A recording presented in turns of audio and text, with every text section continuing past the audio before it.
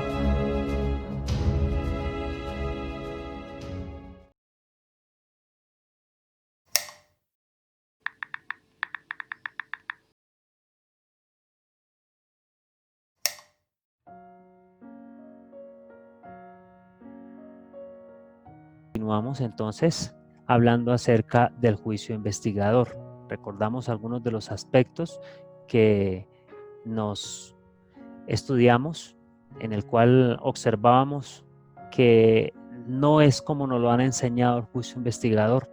El juicio investigador es una preparación, es una purificación para que una de dos cosas se puedan borrar, o de los libros del cielo, o nuestros pecados, o el nombre del libro de la vida. Cualquiera de las dos se borran, pero mirábamos que no éramos sino nosotros los responsables de que se borre el nombre de nuestro nombre del libro de la vida.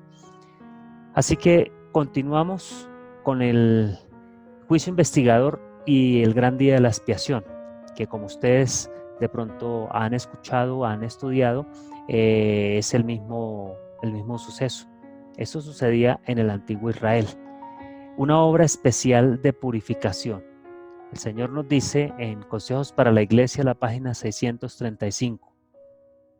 Estamos viviendo ahora el gran día de la expiación, cuando en el servicio simbólico el sumo sacerdote hacía propiciación por Israel. Todos debían afligir sus almas arrepintiéndose de sus pecados y humillándose ante el Señor si no querían verse separados del pueblo.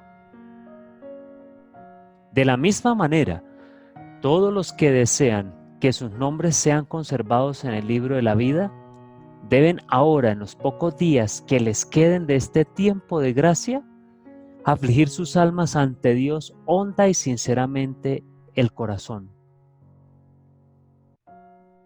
Hay que deponer el espíritu liviano y frívolo al que se entregan tantos cristianos de profesión.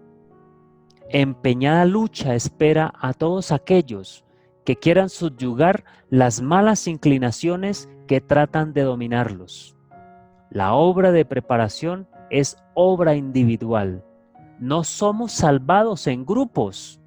La pureza y la devoción de uno no suplirá la falta de estas cualidades en otro. Si bien todas las naciones deben pasar ante el juicio de Dios, Él examinará el caso de cada individuo de modo tan rígido y minucioso como si no hubiese otro ser en la tierra. Cada cual tiene que ser probado y encontrado sin mancha, ni arruga, ni cosa semejante. Aquí encontramos varios aspectos que son bien interesantes, hermanos. Uno de ellos es que estamos viviendo estos días, son el gran día de la expiación al cual se referían las Sagradas Escrituras. Cuando en el servicio simbólico el sumo sacerdote hacía propiciación por Israel. ¿Cómo debía estar el pueblo? Afligiendo sus almas, arrepintiéndose de sus pecados y humillándose ante el Señor. ¿Y cómo es la actitud de la Odisea hoy? No, yo no necesito eso, yo sigo igual. ¿Cuál es? ¿Pero para qué eso? No, si así estamos bien, si Cristo murió por mí, ya yo estoy salvo. Eso es lo que pensamos, esa es la idea que tenemos, pero no es así. Dios no está haciendo las cosas para que nosotros escojamos si queremos o no queremos abandonar el pecado. Dice también la sierva del Señor que hay que deponer el espíritu liviano y frívolo. Eso es lo que hemos estado haciendo nosotros estos últimos años. Hemos sido livianos y frívolos. Seguimos siendo los mismos. La mayoría de los cristianos estamos metidos en un espíritu liviano y frívolo. Hay mucha frivolidad, hay mucha liviandad. Nadie se toma en serio la salvación. Son muy pocos los que realmente están creyendo que hay un cielo que ganar. ¿Y por qué lo decimos? Porque si los apóstoles recibieron el llamado del Señor y abandonaron todo, y todo es todo, por seguirle a Él, ¿qué creen que se nos exigirá a nosotros hoy? ¿Será que siguiendo el mismo curso de acción que siguen los del mundo, podremos alcanzar la eternidad? No. ¿Por qué razón? Porque aquí la sierva del Señor nos dice que hay una lucha dura que nos espera. ¿A quiénes? A todos los que quieran subyugar las malas inclinaciones que tratan de dominarlos. Pero el curso que sigue la masa de seres humanos es que las malas inclinaciones los sigan dominando. Son muy pocos los que realmente desean vencer sus malas inclinaciones. Saben que hay mal genio, saben que hay egoísmo, saben que hay orgullo, saben que hay glotonería, se sabe que hay pecado, se sabe que hay malos pensamientos y no se hace nada por desterrar todas esas inclinaciones.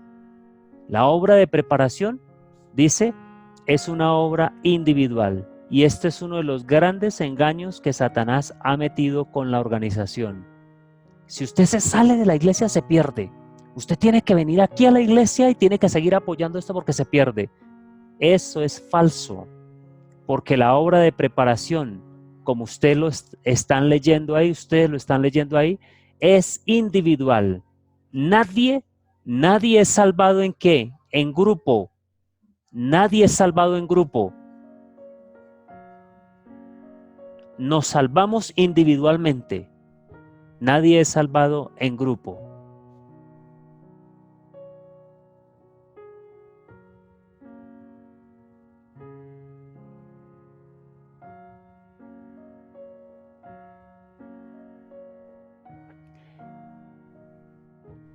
Esta obra de preparación es individual. La pureza y la devoción de uno no va a suplir la falta de estas cualidades en otro. La pureza y la devoción de uno solo no va a servir para que otros se salven. Si bien todas las naciones deben estar en juicio ante Dios, ahí está diciendo que el caso de cada uno individualmente será revisado tan minuciosamente como si no hubiese otra persona en el mundo. Esto es interesante que lo entendamos, hermanos. El juicio que Dios está realizando en este momento es individual. Aquí no vale papá, mamá, tío, abuelo, que fueron esto, que fueron aquello. Eso no sirve para nadie, solo para esa persona. Recuerden lo que dice el profeta Ezequiel. Si Abraham, Jacob e Isaac estuviesen aquí, solo ellos salvarían su propia alma por su justicia. A nadie más podían salvar, porque cada cual tiene que ser probado y ser encontrado sin mancha, ni arruga, ni cosa semejante. Aquí no podemos depender de ninguno que nos ayude. Solamente la gracia de nuestro Dios puede sostenernos en aquel día. Consejos para la Iglesia, página 635 nos dice: solemnes son las escenas relacionadas con la obra final de la expiación.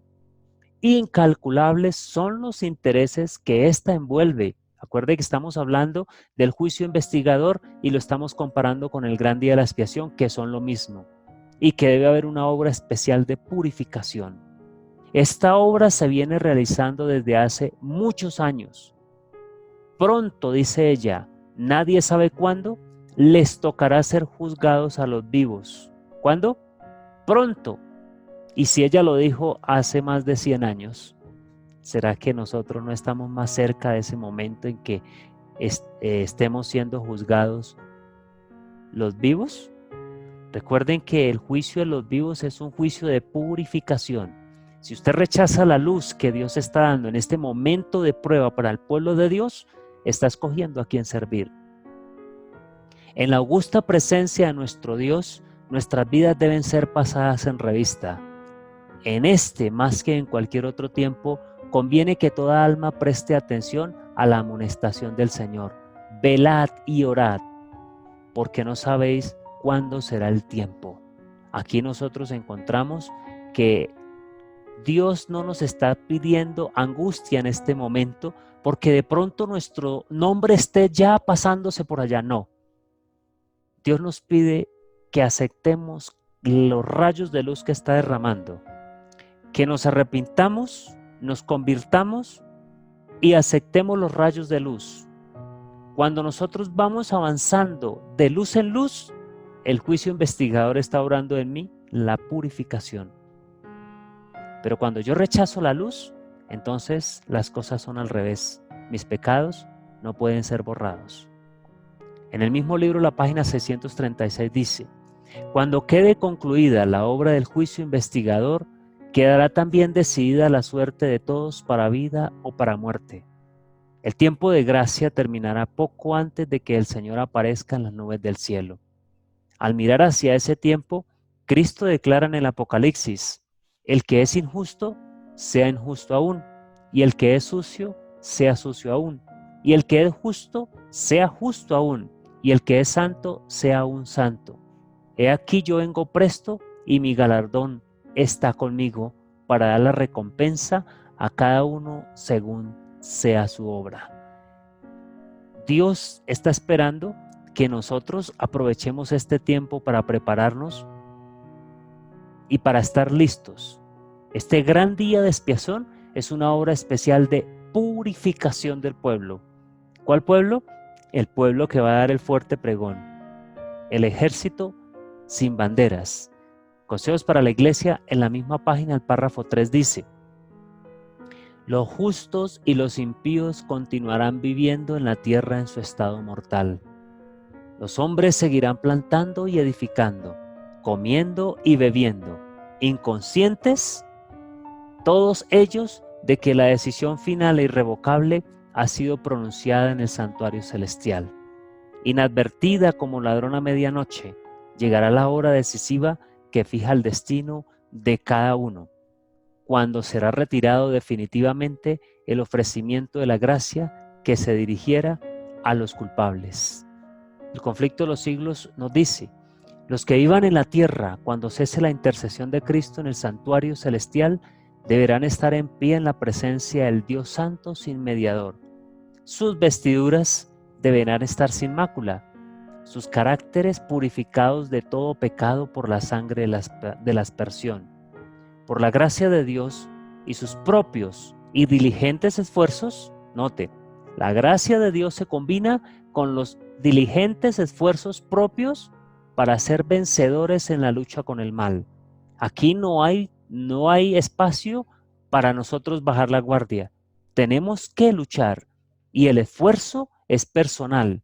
El esfuerzo de cada uno de nosotros nos dará la victoria por la gracia de Dios. Mientras se prosigue el juicio investigador en el cielo, mientras que los pecados de los creyentes arrepentidos son quitados del santuario, debe llevarse a cabo una obra especial de purificación, de liberación del pecado. ¿Dónde y entre quién? En esta tierra, entre el pueblo de Dios. Esta obra está presentada con mayor claridad en los mensajes del capítulo 14 del Apocalipsis. ¿Qué es lo que está pasando hoy con el profeso pueblo de Dios? No han aceptado que el juicio investigador es una obra especial de purificación y de liberación del pecado. ¿En quién? Entre el pueblo de Dios en la tierra. Esa es el juicio investigador, es el gran día de la expiación, es el momento en que nosotros tenemos que librarnos del pecado, tenemos que abandonar el mal y las tendencias heredadas o cultivadas que nos están llevando hacia la perdición. ¿Quién lo hace? Nosotros, por la gracia de Dios. Lo hacemos en grupo, individualmente. ¿Cuándo? Ahora. ¿En dónde? En esta tierra. Es una obra especial de purificación, obra que no se ha hecho en ningún tiempo pasado. ¿Por qué se rechaza este mensaje? ¿Por qué estamos creyendo que Dios nos va a llevar tal cual somos? Porque es un engaño satánico. ¿Y por qué la mayoría del pueblo de Dios en la tierra no ha aceptado este mensaje especial de purificación y de apartamiento del pecado? Porque estamos como la Odisea. ¿Cómo nos sentimos? Yo estoy bien. No, estamos bien. No, ¿cómo va la iglesia? Va bien, no, vamos progresando, tenemos esto, tenemos aquello. Vamos bien, Dios nos ha bendecido. Pero estamos en el gran día de la expiación, cuando nosotros deberíamos estar sacando pecho porque tenemos iglesias en 202 países, porque hemos crecido, porque estamos publicando, tenemos hospitales y un poco de cosas. ¿Cómo estaba el pueblo en el gran día de la expiación? Humillado. Pero ¿cómo está el pueblo en la Odisea? Orgulloso, petulante y engreído. Miserable, pobre, desnudo. Eso somos nosotros, porque no hemos aceptado, repito otra vez, que el juicio investigador es una obra especial de purificación y de liberación del pecado entre el pueblo de Dios. ¿Dónde? Aquí en la tierra, no es cuando Cristo venga. Cuando no aceptamos esto, continuamos siendo los mismos pecadores, pervertidos, atravesados, como nosotros nos imaginamos que es los pecadores. ¿Recuerdan ustedes la parábola de las 10 vírgenes? Muy bien, yo sé que la recuerdan. Ahorita vamos a mencionarla. Hablemos de la lluvia tardía. ¿Recuerdan ustedes el capítulo de Hechos 3:19? Cuando vendrán los tiempos de refrigerio es porque el pueblo de Dios le ha sido borrado sus pecados y ha sido purificado. Mientras el pueblo no pueda ser purificado, no recibirá la lluvia tardía. Qué interesante. La obra del juicio investigador y el acto de borrar los pecados deben realizarse antes del segundo advenimiento del Señor. Y el acto de borrar los pecados es la purificación del pueblo vivo que está en pie en ese momento o en este momento de la historia. En vista de que los muertos han de ser juzgados según las cosas escritas en los libros, es imposible que los pecados de los hombres sean borrados antes del fin del juicio en que sus vidas han de ser examinadas. Y el apóstol Pedro dice terminantemente que los pecados de los creyentes, miren lo que le coloca la sierva del Señor aquí, de los creyentes serán borrados cuando vendrán los tiempos del refrigerio y la presencia del Señor y vendrá Jesucristo. Entonces los tiempos de refrigerio y la presencia del Señor es la lluvia tardía.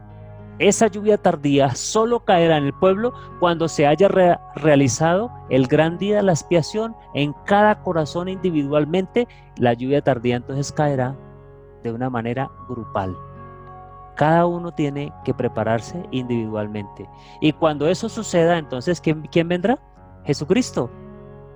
Cuando el juicio investigador haya concluido, Cristo vendrá con su recompensa para dar a cada cual según sus obras. ¿Qué es el juicio investigador? Es el gran día de la expiación. ¿Y qué es el gran día de la expiación? Una obra especial de purificación y apartamiento del pecado dentro del pueblo de Dios aquí en la tierra.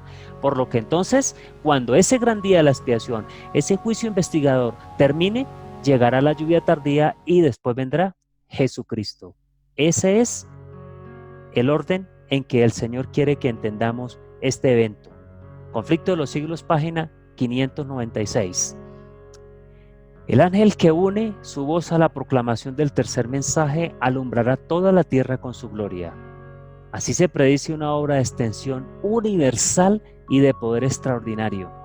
El movimiento adventista de 1840 a 1844 fue una manifestación gloriosa del poder divino.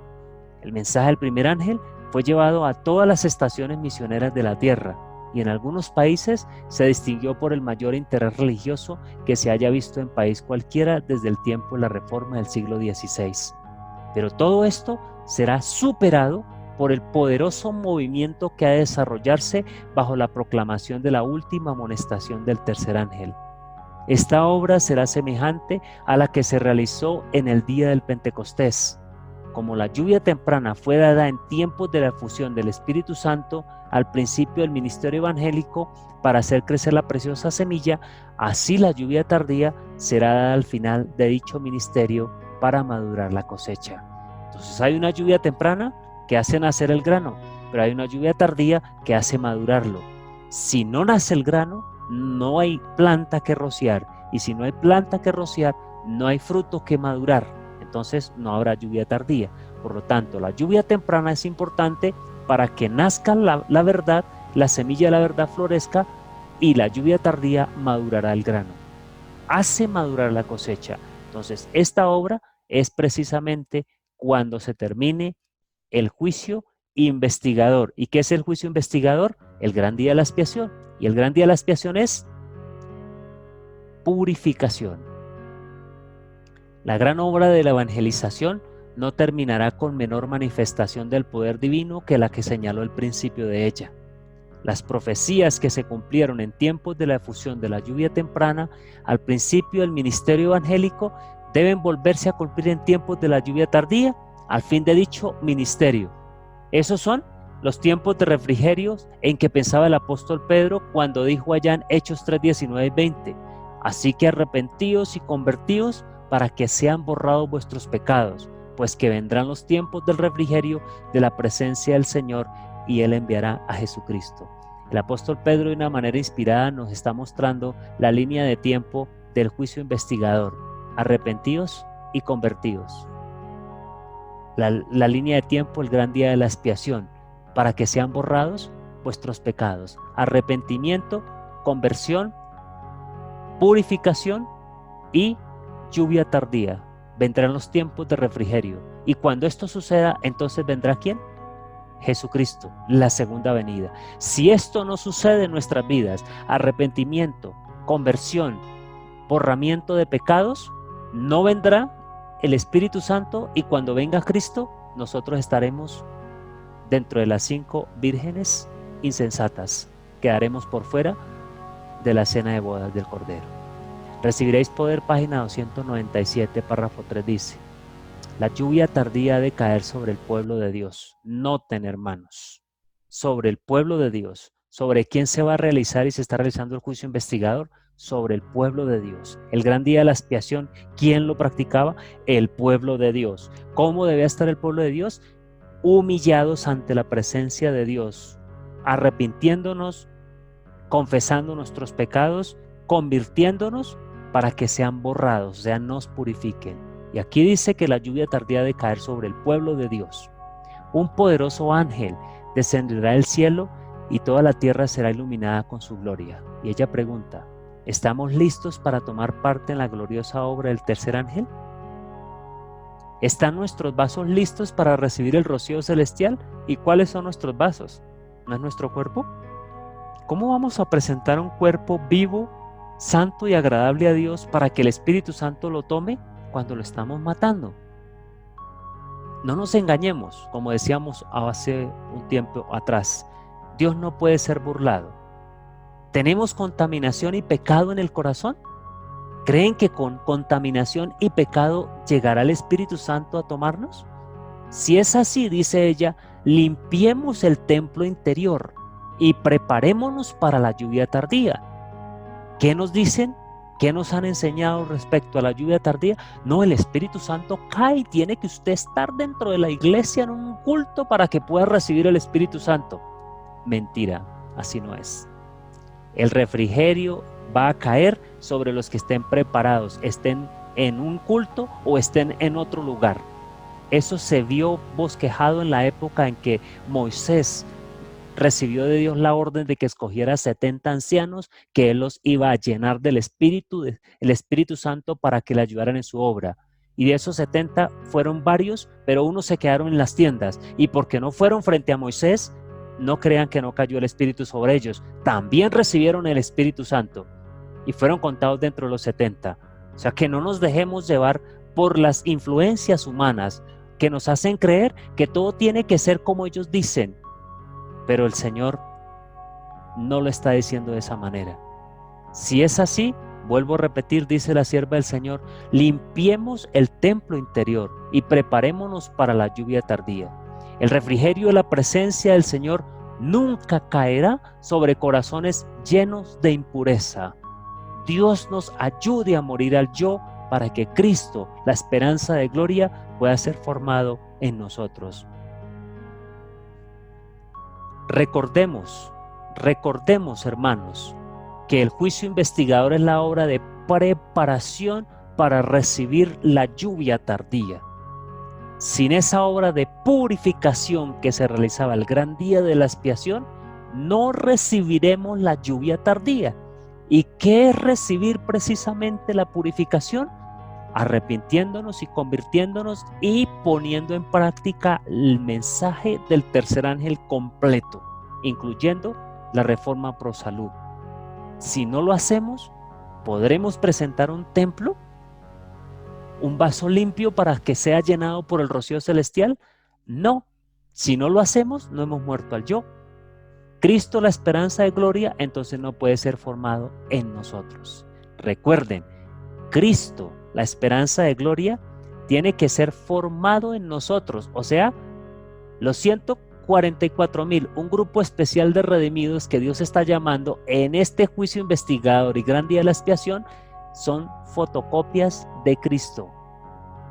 ¿Y cómo seremos nosotros fotocopia de Cristo si somos glotones? La Review and Herald de agosto 19 de 1890. A menudo me refiero a la parábola de las 10 vírgenes. 5 eran prudentes y 5 eran insensatas.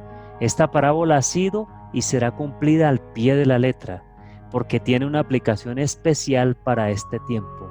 Y como el mensaje del tercer ángel se ha cumplido y seguirá siendo verdad presente hasta el fin del tiempo, entonces tendremos que mirar un mensaje de separación.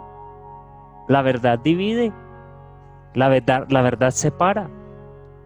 Vinieron todas con el ánimo de entrar a las bodas, ¿verdad?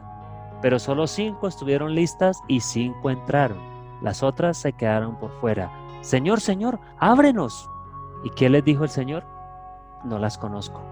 No sé quiénes son ustedes. Ya está cerrada la puerta, ya no puedo abrirles más. Qué triste que después de tanto tiempo de haber profesado ser adventistas del séptimo día, nos quedemos por fuera y rezagados porque hemos seguido a hombres o porque no hemos querido doblegar nuestras almas humillándonos ante nuestro Dios para que podamos abandonar el pecado. Vamos a mirar unas historias que marcan el comienzo del juicio de los vivos, que nos muestran, hermanos, de qué forma Dios ha prefigurado precisamente el juicio investigador en los vivos. Una de ellas es la historia de Gedeón. Todos la conocemos. Voy a relatarla de una manera rápida para que entremos en contexto. Cuando Gedeón recibió el encargo de Dios, él reunió un ejército.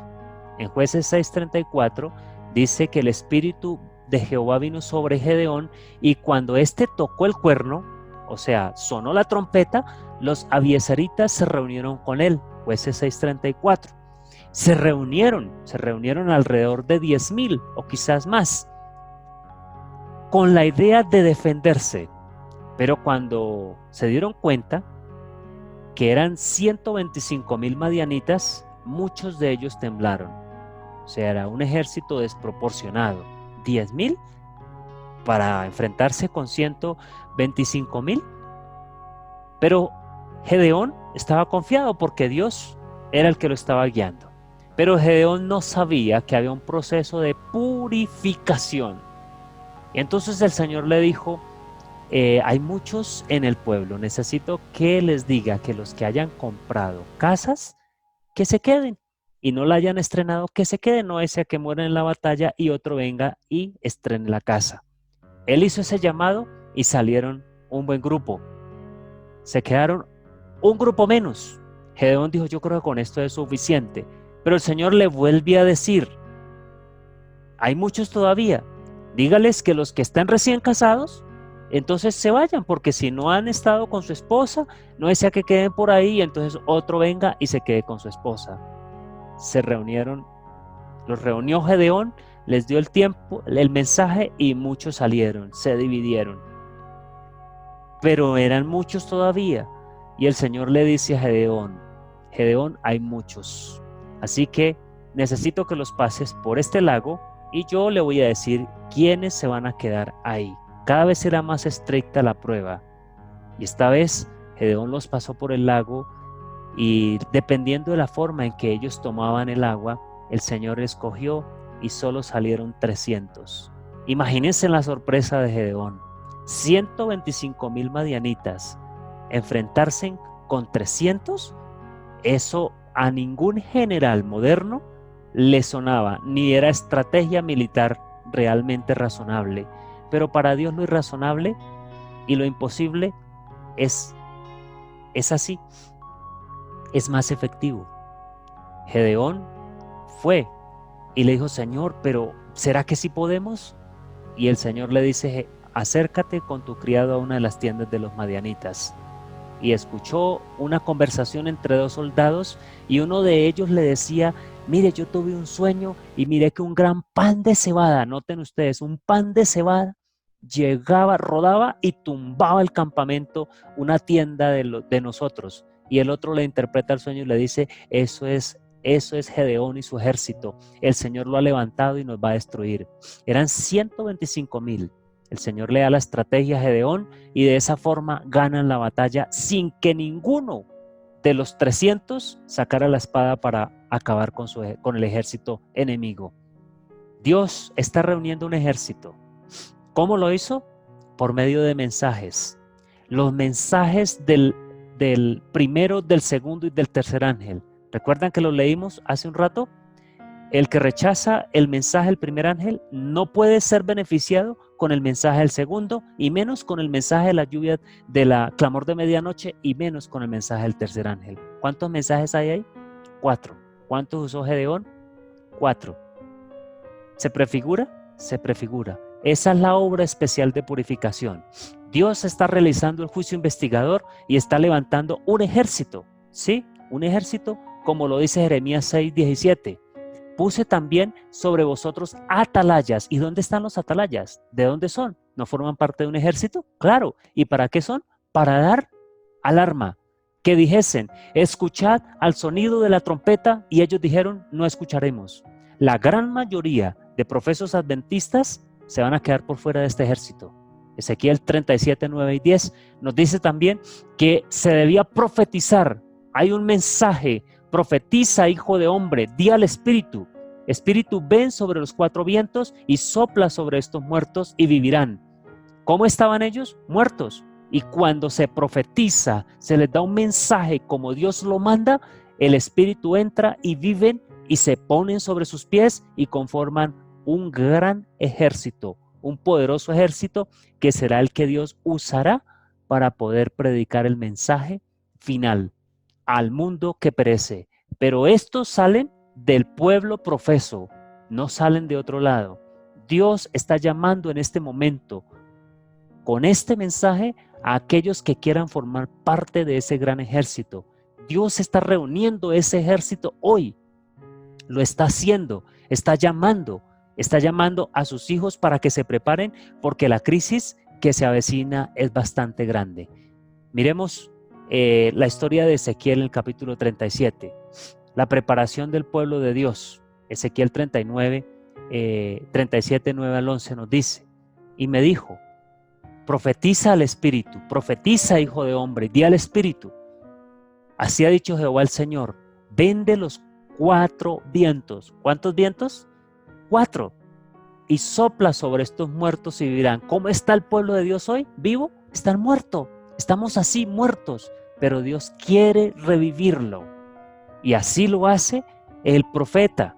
La palabra de Dios, que es la palabra profética más segura, nos puede revivir.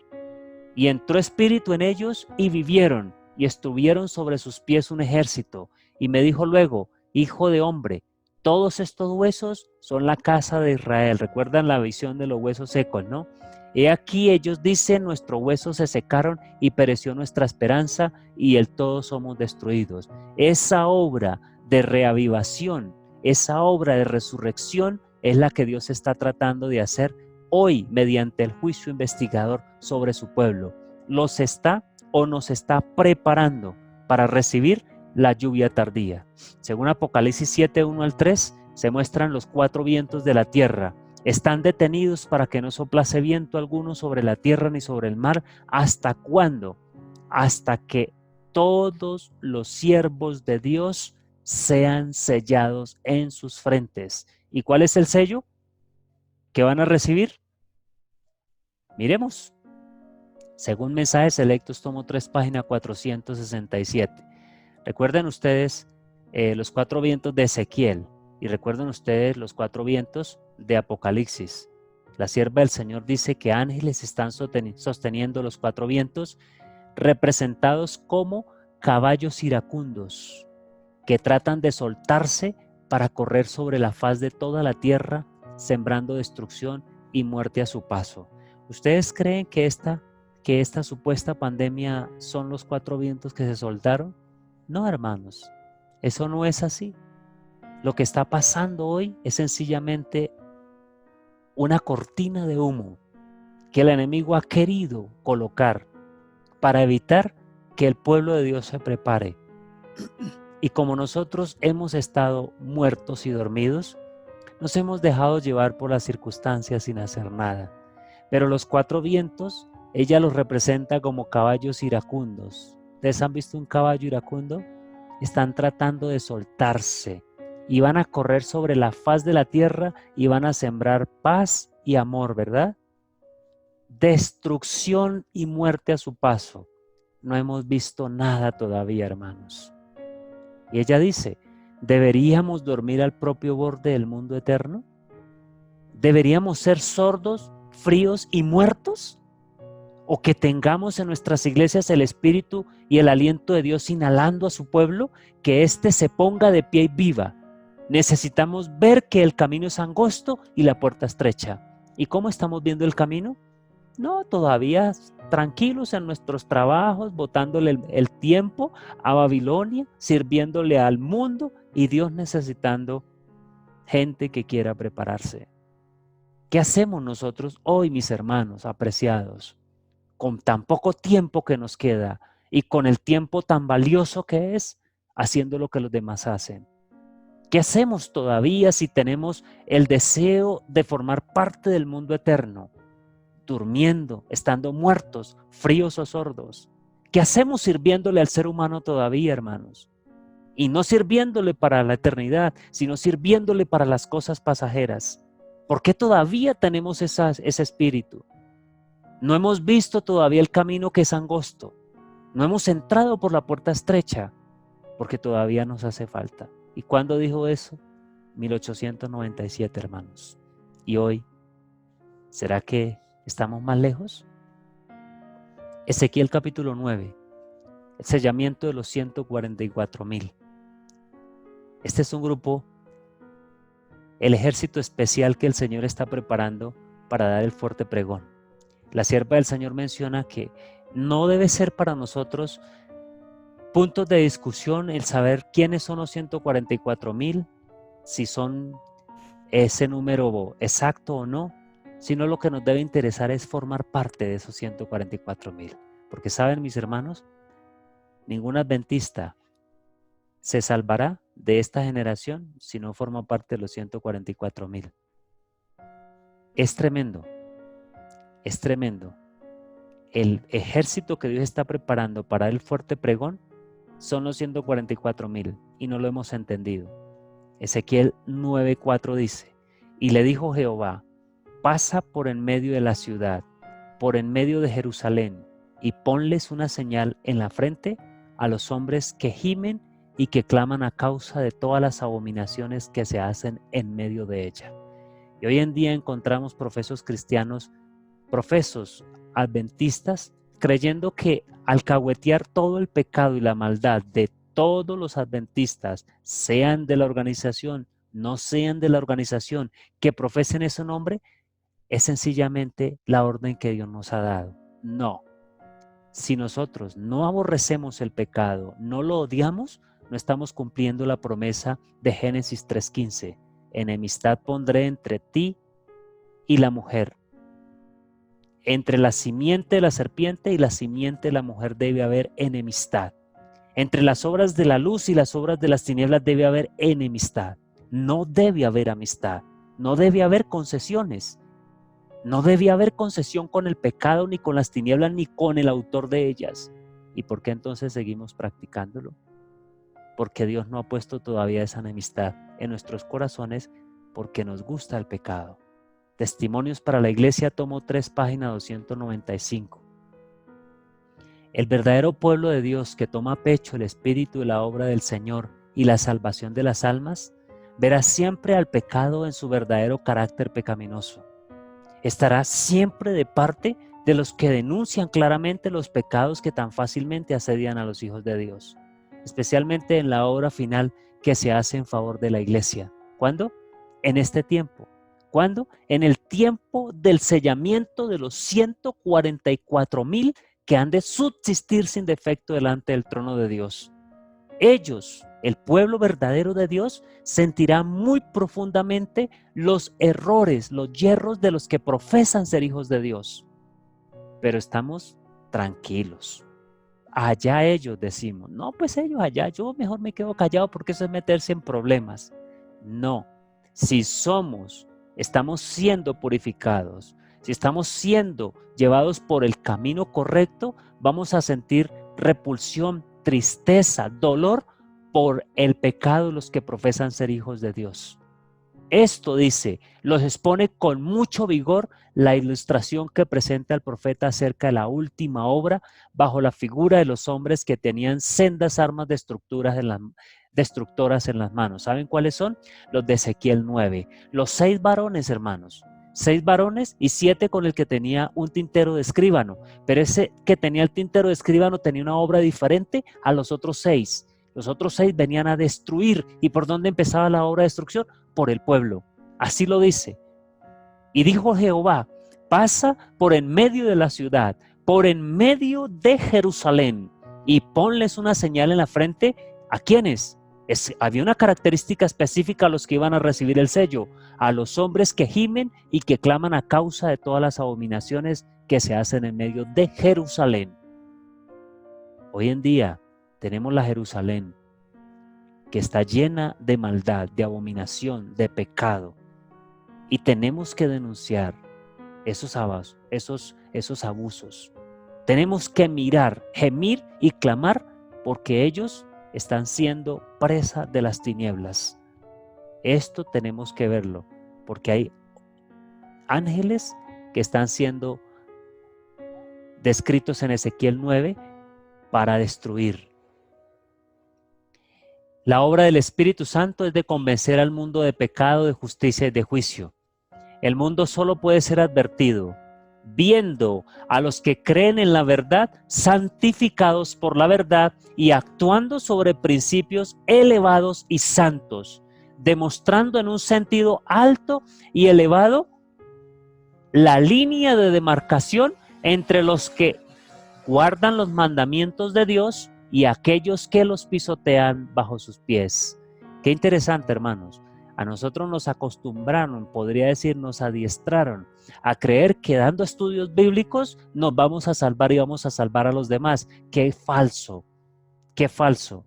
La única forma de que nosotros podamos predicarle al mundo, noten, solo puede ser mediante la santificación de nuestras vidas, viendo a los que creen la verdad transformados por ella, actuando sobre principios elevados y santos, demostrando en un sentido alto y elevado la línea de demarcación. ¿Y qué diferencia hay entre un adventista y un no adventista hoy en día?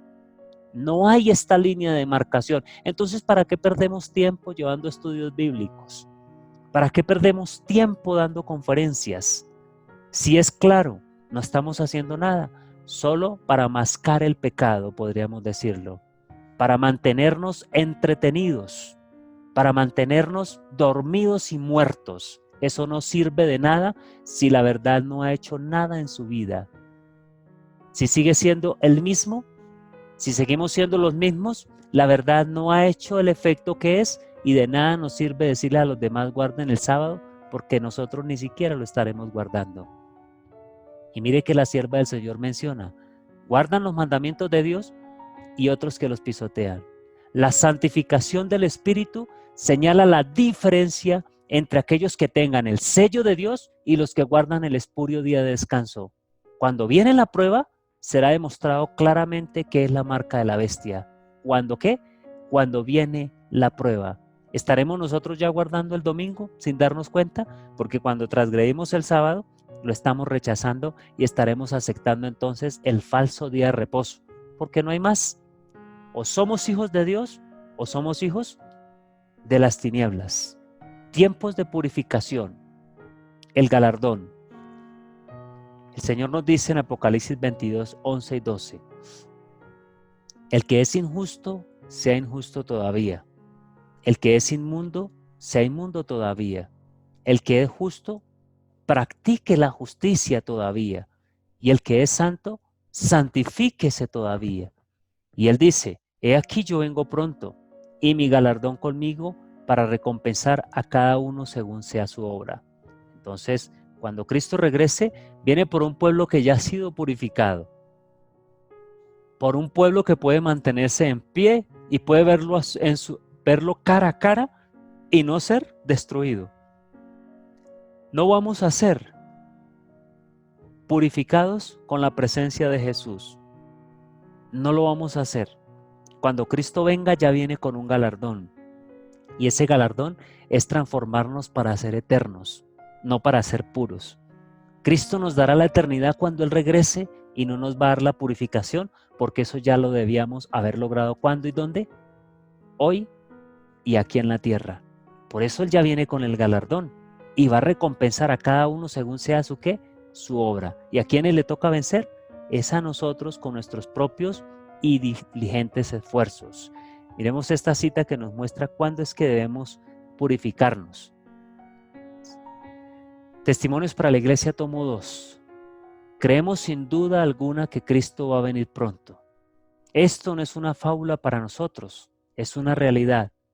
No tenemos la menor duda, ni la hemos tenido durante años, de que las doctrinas que sostenemos son la verdad presente y que nos estamos acercando al juicio.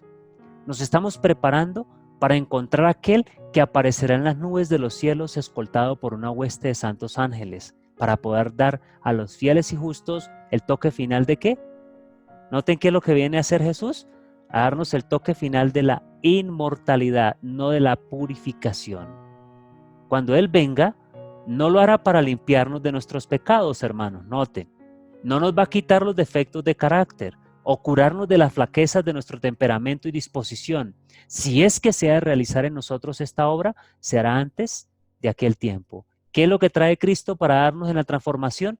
La inmortalidad, porque eso no lo podemos lograr nosotros. Solo Él, que es el único inmortal, podrá compartirla con nosotros.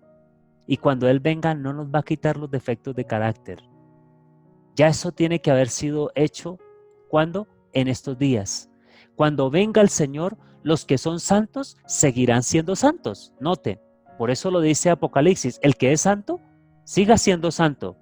¿Sí? El que es justo, siga siendo justo, pero el que es injusto, seguirá siendo ¿qué? Injusto. O sea, aquí hay una separación y un sello. Los que han conservado su cuerpo, noten, su cuerpo y espíritu en pureza, santificación y honra, recibirán el toque final de la inmortalidad. ¿Qué pasa con el cuerpo entonces? ¿A qué se refería con el cuerpo aquí? Pues hermanos, las leyes de la salud están aquí incluidas. Si usted va a presentar un cuerpo enfermo cuando Cristo venga, se queda aquí en esta tierra. No va a entrar al cielo, hermanos. No nos engañemos. Yo no estoy autorizado para negarles esto, hermanos. No me siento con esa autoridad para decirle, no, tranquilos, que el Señor la va a curar cuando Cristo venga. No, señores. Nosotros hemos recibido un mensaje de salud y ese mensaje tiene que transformar nuestro cuerpo porque fue dado por Dios. Si nosotros le prestamos atención y lo guardamos fielmente, Dios está comprometido en restaurar nuestro cuerpo, pero en este momento, no cuando Él venga por segunda vez. No nos va a quitar los defectos de carácter, no va a curar nuestras flaquezas de nuestro temperamento y disposición, no va a limpiarnos de nuestros pecados. Cuando Él venga, simplemente nos dará la inmortalidad. Eso es el toque que nos va a dar. Los que son injustos, dice, inmundos y no santificados, permanecerán así siempre. No se hará en su favor ninguna obra que elimine sus defectos y les dé un carácter santo. El refinador no se sentará entonces para proseguir su obra de refinación y quitar sus pecados y su corrupción. Todo esto debe hacerse en las horas del tiempo de gracia. Ahora es cuando debe realizarse esta obra en nosotros. ¿Cuándo? Ahora. No hay otro tiempo para realizarla. He aquí, dice Malaquías 3:11, yo envío mi mensajero, el cual preparará el camino delante de mí, y vendrá súbitamente a su templo el Señor, a quien vosotros buscáis, y el ángel del pacto, a quien deseáis vosotros. He aquí viene, ha dicho Jehová de los ejércitos, ¿y quién podrá soportar el tiempo de su venida? ¿O quién podrá estar en pie cuando Él se manifieste? Porque Él es como fuego purificador y como jabón de lavadores. Se sentará para afinar, limpiar la plata, porque limpiará a los hijos de Leví, los afinará como a oro y como a plata, y traerán a Jehová ofrenda en justicia. ¿Cuándo está realizando esa obra el Señor de purificar, de afinar, de limpiar como oro y como a plata? La está realizando en el juicio investigador, en tiempos de la purificación, o sea, hoy lo está realizando el Señor. Cuando quede concluida la obra del juicio investigador, dice Conflicto de los Siglos, página 481, quedará también decidida la suerte de todos para vida o para muerte. El tiempo de gracia terminará poco antes de que el Señor aparezca en las nubes del cielo. Al mirar hacia ese tiempo, Cristo declara en el Apocalipsis, recordémoslo, el que es injusto siga siendo injusto, el que es sucio siga siendo sucio, y así sucesivamente. Los justos y los impíos continuarán viviendo en la tierra en su estado mortal. Cuando eso suceda, nadie se va a dar cuenta de que la decisión final irrevocable ha sido pronunciada en el santuario celestial. Antes del diluvio, después que Noé hubo entrado en el arca, Dios le encerró en ella, dejando fuera a los impíos. Pero por espacio de 7 días, el pueblo, no sabiendo que su suerte estaba decidida, continuó en su indiferente búsqueda de placeres, se mofó de las advertencias del juicio que la amenazaba. Así dice el Salvador, será también la venida del Hijo del Hombre. Inadvertida, como ladrón a medianoche, llegará la hora decisiva que fija el destino de cada uno, cuando será retirado definitivamente el ofrecimiento de la gracia que se dirigiera a los culpables.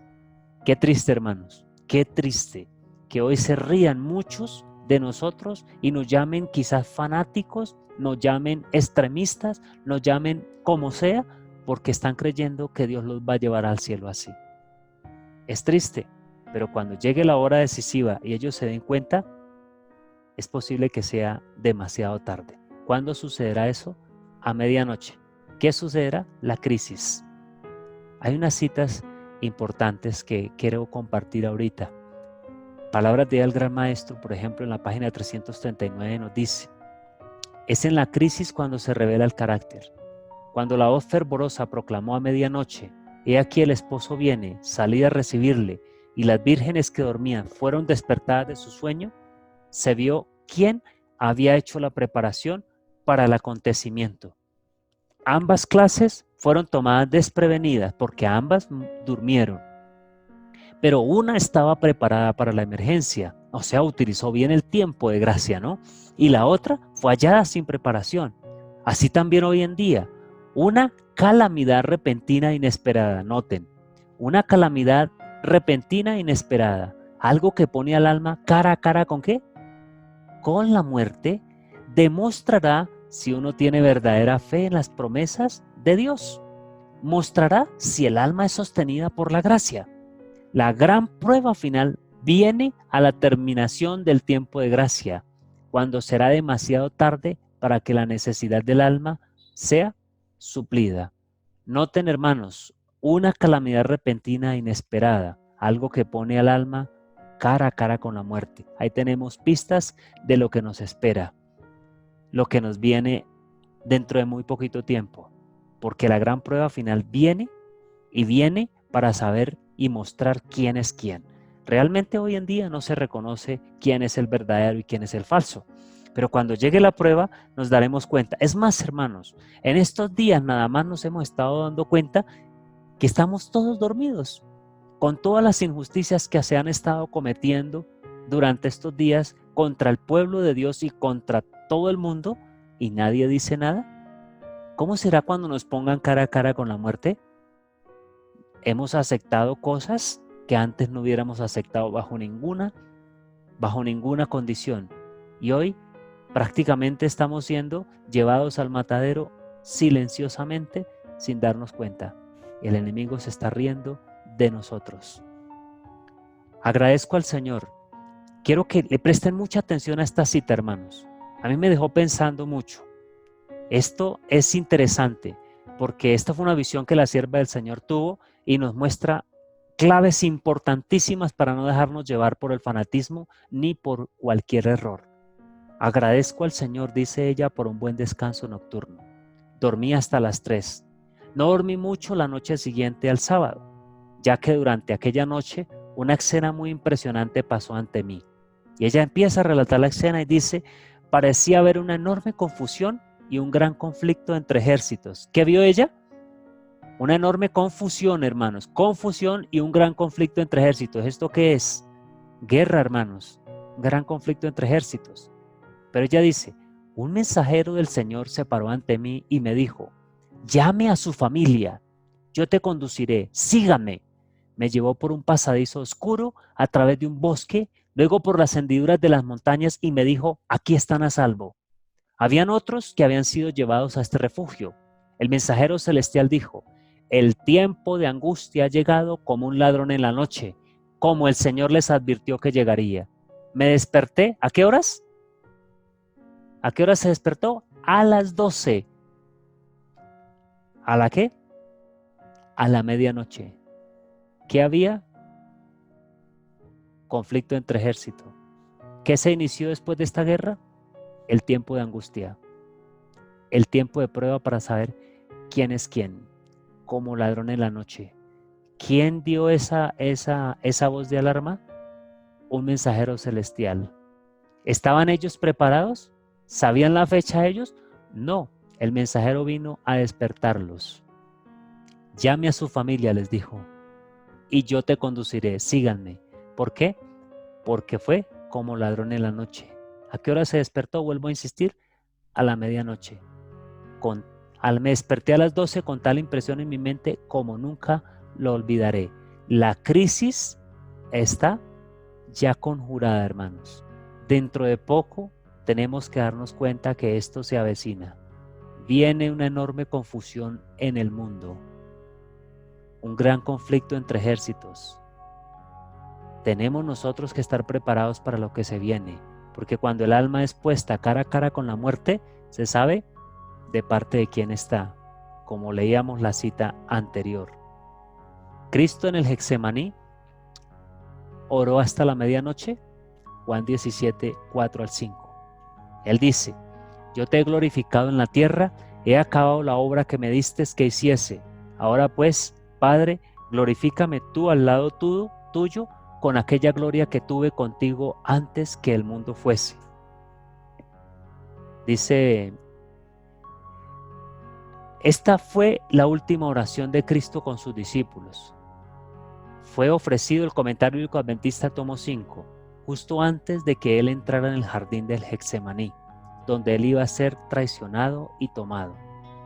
Cuando llegó a Getsemaní, cayó postrado sobre la tierra, en una agonía de angustia. ¿Qué causó su agonía?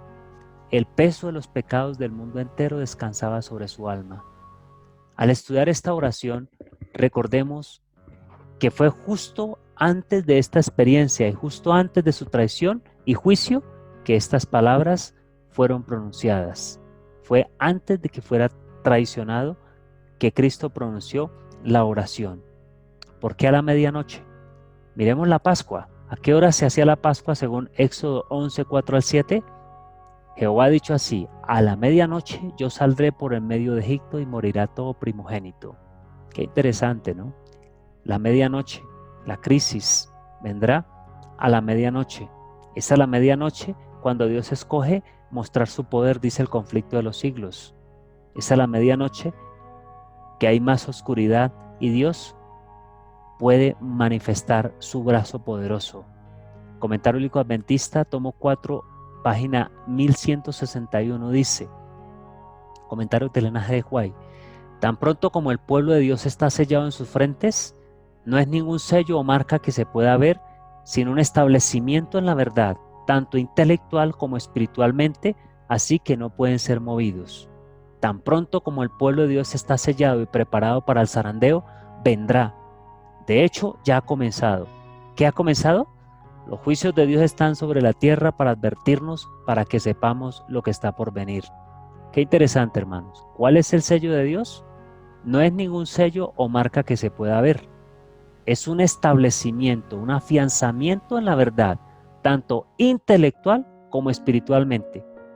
Y si nuestra mente está embotada, y si nuestra mente no capta los mensajes porque por la glotonería y los abusos del cuerpo ha sido reducida, ha sido puesta prácticamente en una estatura como los enana, llamémoslo así, ¿cómo podrá ser dado el sello de Dios?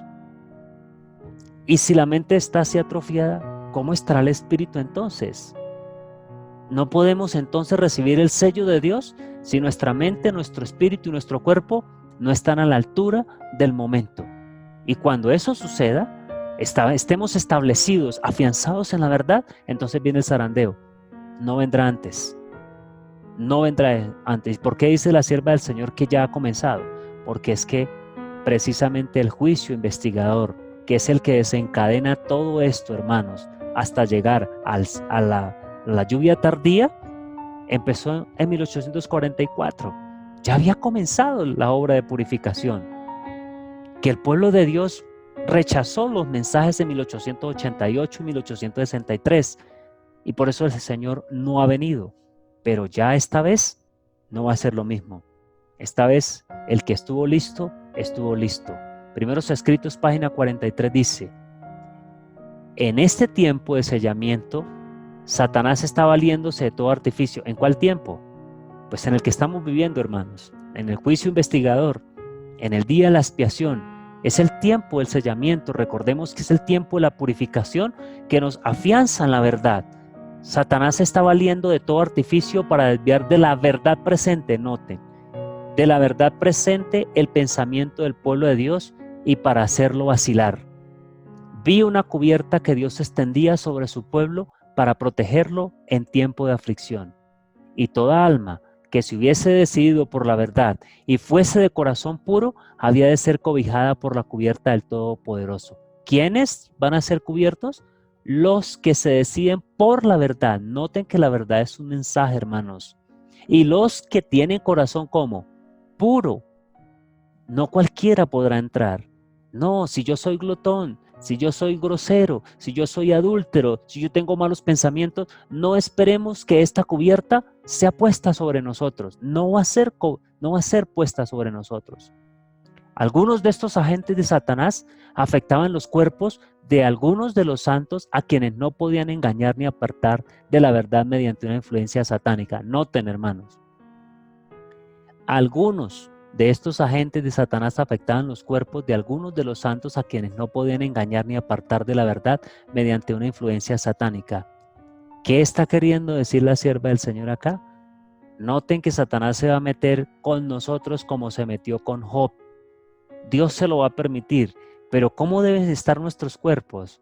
Si Satanás nos toca con una enfermedad y nuestros cuerpos están débiles, ¿a dónde vamos a parar? Pues a ser destruidos, hermanos. No vamos a tener nada. Por eso nuestros cuerpos, nuestra mente y nuestro espíritu tienen que ser preparados de una manera equilibrada, porque miren el ataque que Satanás va a dar en ese tiempo.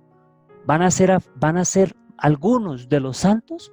Dios les va a permitir que Satanás influya sobre sus cuerpos. ¿Y cómo lo va a hacer? Mediante enfermedades, hermanos. Mediante enfermedades como hizo con Job. Y ella dice, ojalá que todos pudiesen ver esto como Dios me lo reveló, a fin de que conocieran mejor las astucias de Satanás y se mantuvieran en guardia. Vi que Satanás obraba así para enajenar, engañar y desviar a los hijos de Dios, precisamente ahora en el tiempo del ¿qué? Del sellamiento. Vi algunos que no se erguían rígidamente por la verdad presente, noten, no se decidían por ellos, por la verdad presente. Las rodillas les temblaban y sus pies resbalaban porque no estaban firmemente asentados en la verdad. Siempre estuvieron dependiendo de los mensajes de ministros y de pastores y de seres humanos. Y mientras estaban así temblando, la cubierta del Dios omnipotente no podía extenderse sobre ellos. Si no tenemos esta cubierta, no podemos pasar por el tiempo de angustia sin ser vencidos. Si estamos fuera de la verdad, si estamos decidiendo de a poquito o quizás estamos, sí, más adelante, no, yo esto nada más, después voy avanzando, las rodillas nos van a temblar y nuestros pies van a resbalar porque no hemos decidido estar rígidamente por la verdad presente. No lo hemos decidido. Así que esto es importante. El que rechaza la verdad hoy y no la recibe con todo su esplendor, no recibirá entonces la cubierta del Dios omnipotente que lo protegerá del tiempo de angustia. Nimrod, miremos el mensaje de advertencia. Vamos a hablar de este personaje. Todos recuerdan que Nimrod fue el que construyó la torre de Babel después del diluvio, con el deseo de llevarle la contraria a Dios. Allí encontramos algunas enseñanzas que nos muestran lo que va a pasar hoy en día. Y quiero que las tengan ustedes en cuenta hoy también. El juicio investigador no es solamente como lo habíamos pensado. Recuerden que el juicio investigador es el detonante para que el pueblo de Dios se prepare para recibir el sellamiento, la lluvia tardía del fuerte pregón y ahí sí Cristo venga. Pueda pasar por la crisis de una manera firme y valiente y victoriosa. Sin el juicio investigador no vamos a ser participantes de la lluvia tardía. Ecos de la Biblia dice en 1894, en la historia de Nabucodonosor y Belsasar, Dios habla al pueblo de hoy. La condenación que caerá sobre los habitantes de la tierra en este día será por su rechazo de la luz. Noten, hermanos, ¿por qué es que va a caer la condenación del pueblo, del mundo, sobre los habitantes de la tierra? Porque rechazan la luz. Nuestra condenación en el juicio no resultará por haber vivido en el error, sino por el hecho de haber menospreciado las oportunidades mandadas por el cielo para descubrir la verdad. No es porque hayamos practicado el error, no, sino porque hemos menospreciado las oportunidades y rechazado la luz.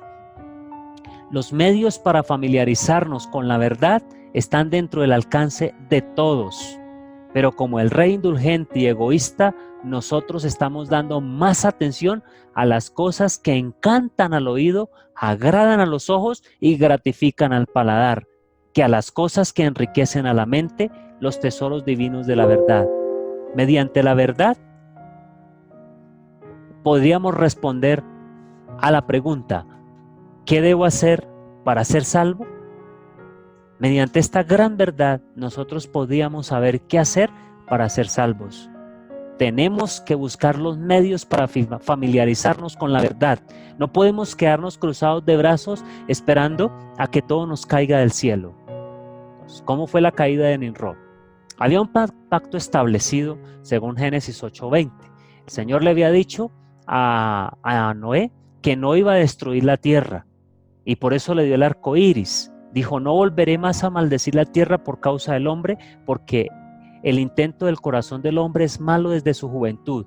No volveré más a destruir todo ser viviente como lo he hecho. Ese fue el pacto que Dios estableció con Noé y sus descendientes. Pero, ¿creyeron todos en ese pacto? Entonces, como no creyeron todos, nace Babilonia. Y dice en Génesis 11:1 y 2, tenía entonces toda la tierra una sola lengua y unas mismas palabras. Y aconteció que cuando salieron de oriente, hallaron una llanura en la tierra de Sinar y se establecieron allí. Qué interesante, hermanos. Los descendientes de Noé encontraron una llanura grandísima, hermosa, y dijeron, vamos a construir aquí una torre tan grande que no pueda ser destruida por el agua como fue destruida hace poco el mundo. Entonces quebrantaron el pacto, según Génesis 11, 33 y 4, y se dijeron unos a otros, vamos a hacer ladrillo y cozámoslo con fuego. Y les sirvió el ladrillo en lugar de piedra, y el asfalto en lugar de mezcla. Y dijeron, edifiquemos una ciudad y una torre. Noten esto que es importante, hermanos. Una ciudad y una torre, edifiquémosla. Esto tiene un significado que lo vamos a ver ahorita. Cuya cúspide llegue al cielo y hagámonos un nombre, por si fuéramos esparcidos sobre la faz de toda la tierra. ¿Cuál era la intención?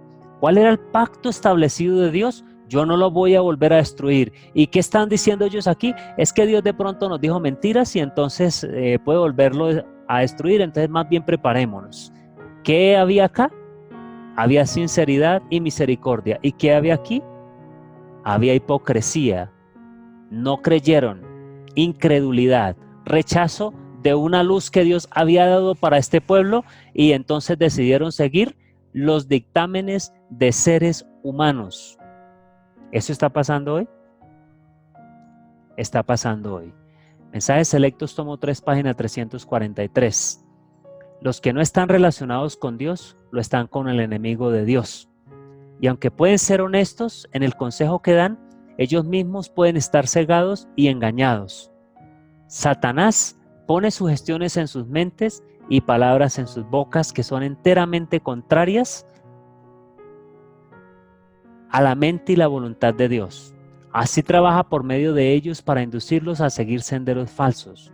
Él nos desviará, nos enredará y nos arruinará si puede. Antiguamente era un gran pecado para los hijos de Dios entregarse a los enemigos y presentar delante de ellos sus perplejidades o su prosperidad. Bajo la economía antigua era un pecado ofrecer sacrificios sobre un altar falso. Era un pecado ofrecer incienso encendido con un fuego extraño. Estamos en peligro de mezclar lo sagrado con lo común. En nuestros esfuerzos debe usarse el fuego santo de Dios. El verdadero altar es Cristo, el verdadero fuego es el Espíritu Santo. Esta es nuestra inspiración. Un hombre es un consejero sabio solo cuando el Espíritu Santo lo guía y lo dirige. Si abandonamos a Dios y a sus escogidos para ir a altares extraños a buscar respuestas, se nos responderá según nuestras obras. Qué interesantes. ¿Dónde estamos sacrificando nosotros? ¿A quién le estamos creyendo? ¿Realmente le estamos creyendo a hombres que están siendo guiados por el Espíritu Santo?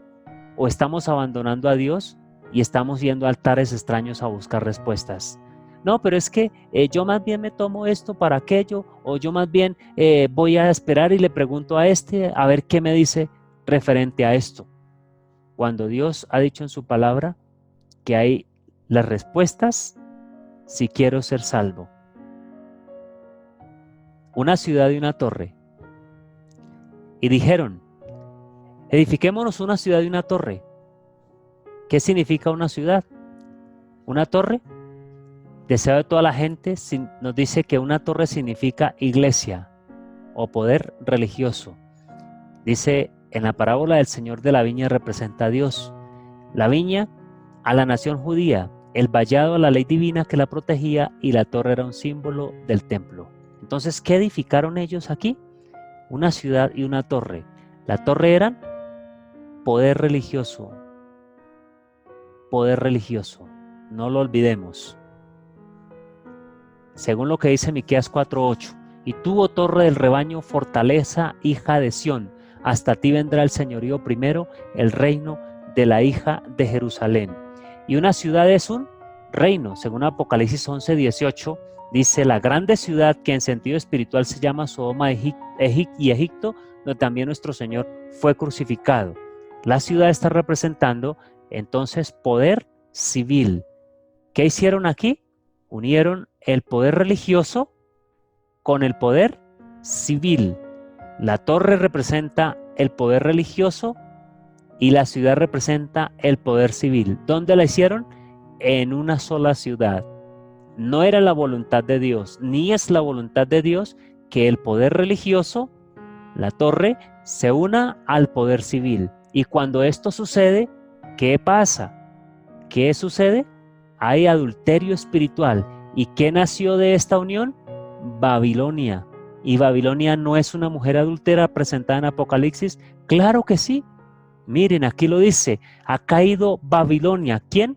La gran ciudad, porque ha hecho a beber de todas las naciones del vino del furor de su fornicación. Entonces, ¿qué hay cuando se une el poder civil y el poder religioso? Adulterio espiritual. Y cuando vemos a los líderes religiosos uniéndose con el poder civil, ¿podemos creer que están siendo guiados por el Espíritu Santo? No, hermanos. Y la gran ciudad fue dividida en 3 partes. Bueno, ahí nos está ayudando Apocalipsis. El juicio investigador, Nimrod, recibe entonces el juicio investigativo, el juicio ejecutivo, la dispersión. Según lo que dice Génesis 11, 5 al 9, el Señor desciende para ver la ciudad y Él dice, el pueblo es uno, todos estos tienen un solo lenguaje, noten, están unidos. Hoy todo el mundo está hablando de pandemia, están siendo unidos, están siendo programando su mente para creer lo mismo, para pensar lo mismo y para hacer lo mismo. Por eso eso ya sucedió hace mucho tiempo con Babel, porque todos eran uno, todos tienen un solo lenguaje y han comenzado la obra. Y Él dice, nada les hará desistir ahora de lo que han pensado hacer.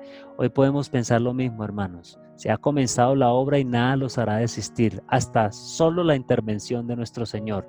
Y Él dice, entonces descendamos y confundamos allí su lengua para que ninguno entienda el habla de su compañero. Así los esparció Jehová desde allí sobre la faz de toda la tierra y dejaron de edificar la ciudad. ¿Recuerdan ustedes la cita de la sierva del Señor que vio una escena de confusión? Esta escena pasó aquí en Babel. Y esta escena pasó ya y se vuelve a repetir. Habrá un momento de confusión porque en este momento simplemente el pueblo es uno y todos se están uniendo en un solo lenguaje. ¿Cuál es el lenguaje que se habla más hoy en día? COVID-19. El rechazo de la luz de Nimrod. Dice Patriarcas y Profetas. Ya estamos terminando, hermanos, nos queda una sola diapositiva. Durante algún tiempo los descendientes de Noé continuaron habitando en las montañas donde el arca se había detenido. A medida que se multiplicaron, la apostasía no tardó en causar división entre ellos. ¿Qué es lo que causó la división? La apostasía. Los que deseaban olvidar a su Creador y desechar las restricciones de su ley, tenían por constante molestia las enseñanzas y el ejemplo de sus piadosos compañeros. Y después de un tiempo, decidieron separarse de los que adoraban a Dios. Para lograr su fin, emigraron a la llanura de Sinar, que estaba a la orilla del río Éufrates. Les atraía la hermosa ubicación y la fertilidad del terreno, y en ese lugar decidieron establecerse. Entonces, rechaza la luz Nimrod, se aparta de los que aman a Dios, porque ellos los reprenden con solo su presencia nada más, y deciden entonces separarse. Decidieron construir allí una ciudad. Y ella dice, estas empresas fueron ideadas para impedir que la gente se esparciera en colonias. Dios había dicho que los hombres se diseminaran por toda la tierra, así que el plan de las ciudades no es de Dios aquí en esta tierra, hermanos. No, debíamos haber salido hace mucho tiempo de ellas y estar en el campo. Aquí lo encontramos. El plan de las ciudades estar atestados sobre edificios unos de otros como si fuéramos abejas. Ese plan es de Satanás. Dice aquí, Babel decidieron construirla, decidieron mantener una comunidad unida en un solo cuerpo y fundar una monarquía que a su tiempo abarcara toda la tierra. Así su ciudad se convertiría en la metrópoli de un imperio universal. Imperio universal, ¿qué se viene ahorita, hermanos? ¿Para dónde va todo esto? A esto, hermanos. Su gloria demandaría la admiración y el homenaje del mundo. La magnífica torre que debía alcanzar hasta los cielos estaba destinada a ser algo así como un monumento del poder y la sabiduría de sus constructores. Los moradores de la llanura de Sinar no creyeron en el pacto de Dios. Muchos de ellos negaban la existencia de Dios y atribuían el diluvio a la acción de causas naturales. ¿Qué está pasando hoy? Lo mismo. Toda la empresa tenía por objeto exaltar aún más el orgullo de quienes la proyectaron, apartar de Dios, de quienes la proyectaron, apartar de Dios las mentes de las generaciones futuras y llevarlas a la idolatría. ¿Para dónde va la situación hoy, hermanos? Igual. Nos quieren llevar a la idolatría porque nos quieren hacer adorar en un día que está destinado a la adoración al sol desde hace mucho tiempo. Nos quieren llevar a la idolatría. Patriarcas y Profetas, la página 99 nos dice: adelantada la construcción de la torre, parte de ella fue habitada por los edificadores, otras secciones magníficamente amuebladas y adornadas las destinaron a sus ídolos. El pueblo se regocijaba en su éxito, loaba a dioses de oro y plata y se obstinaba contra el soberano del cielo y de la tierra. Entonces, Dios está mostrando que esto va a ser destruido. Así como lo relata este párrafo de Patriarcas y Profetas, nos dice que la unión de ellos terminó en lucha y en derramamiento de sangre. Como prueba del desagrado de Dios, cayeron rayos del cielo. Noten, hermanos, ¿qué nos dice la inspiración en la palabra de Dios que va a suceder para este mundo? Va a haber derramamiento y sangre. ¿Y hoy cómo están? Están tratando de unirse, se están uniendo.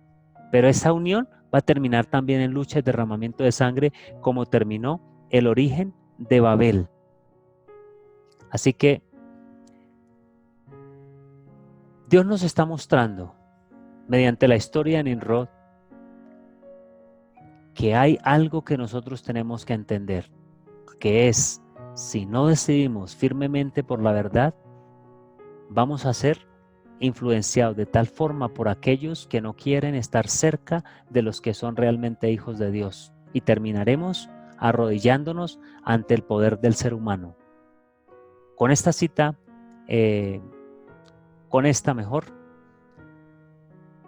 quiero avanzar. Los hombres de Babel habían decidido establecer un gobierno independiente de Dios. ¿Un gobierno qué? Independiente de Dios. A medida que esto se cumplía, los hijos de Dios trabajaban por hacerles cambiar su propósito, pero los hombres estaban completamente unidos en su atrevida empresa contra el cielo. ¿Y qué estamos haciendo nosotros hoy para hacer cambiar el propósito de estos hombres? No, nada. Su confederación se fundó en la rebelión.